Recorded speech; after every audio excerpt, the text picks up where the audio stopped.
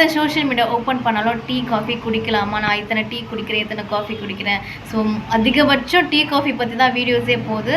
But நம்ம tea coffee குடிக்கிறதுல தப்பு இல்லை, மாட்ரேஷன் ரொம்ப முக்கியம். அயன் அப்சர்ப்ஷன் குறையிறது உண்மை தான்.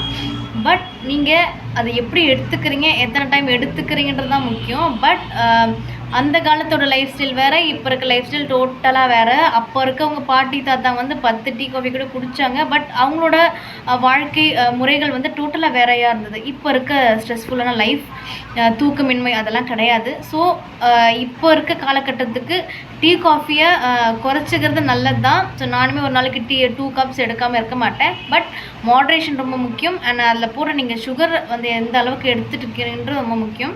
ஸோ முடிஞ்ச அளவுக்கு டீ காஃபி குடிங்க. பட் மாட்ரேஷன் ரொம்ப முக்கியம். ப்ளஸ் ஆக்டிவிட்டி ரொம்பவே முக்கியம். ஸோ லைஃப் ஸ்டைலுக்கு ஏற்ற மாதிரி நீங்கள் போனீங்கன்னா அது ப்ராப்ளமே கிடையாது. உங்களோட டீ லவர்ஸ்க்கு ஷேர் பண்ணுங்கள்.